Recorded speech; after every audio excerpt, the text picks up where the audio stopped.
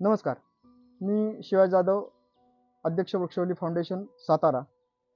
आज या माध्यमातून संवाद साधण्याचं कारण असं आहे, तपोवन नाशिक या ठिकाणी कुंभमेळ्याचं आयोजन करण्यात आलेलं आहे. खरं तर कुंभमेळावा हा नाशिकमध्ये होत आहे याचा महाराष्ट्रातील आपल्या सर्व नागरिकांना आनंद आहे. परंतु हा कुंभमेळा होत असताना या ठिकाणी सरकारच्या माध्यमातून या कुंभसाठी जी व्यवस्था करण्याचं ठरलेलं आहे, त्यामधील या ठिकाणची जी नैसर्गिक वृक्षसंपदा आहे, ती वृक्षसंपदा तोडण्याचं काम जे चालू आहे, त्याला सबंध नाशिककर आणि महाराष्ट्रातील पर्यावरण प्रेमींचा विरोध आहे.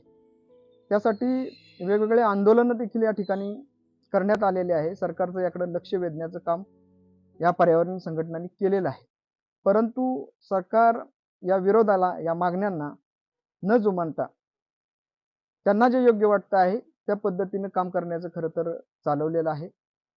याचा सर्व महाराष्ट्रातून निषेध होत आहे आणि या निषेधाच्याच पार्श्वभूमीवर विविध पर्यावरणीय संघटना या हरित लवाद संस्थांकडे गेलेले आहेत आणि हरित लवादानं देखील या ठिकाणी जी वृक्षसंपदा तोडण्याचं काम जे सुरू आहे किंवा होणार आहे, ते 15 जानेवारीपर्यंत तोडू नये अशा सूचना केलेल्या आहेत.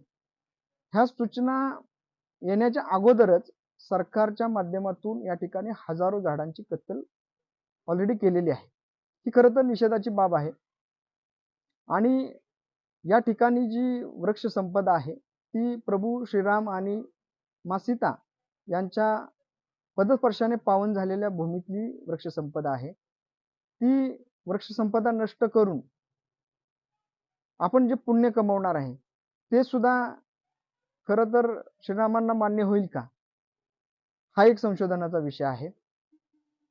खरं तर मानवी जीवन हे, पृथ्वीवरील मानवी जीवन हे वृक्षा वाचून शक्य नाही, हे सरकारच्या का लक्षात येत नाही.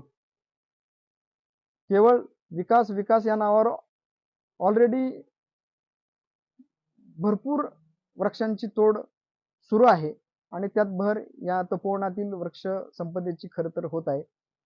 आणि यासाठी नाशिक किंवा महाराष्ट्रातील ज्या पर्यावरण संस्था याचा निषेध करत आहेत, त्या निषेधामध्ये सातारा जिल्ह्यातील सुद्धा आपण पर्यावरणप्रेमी आणि नागरिकांचा सहभाग असणं आवश्यक आहे. यासाठी या वृक्षतोड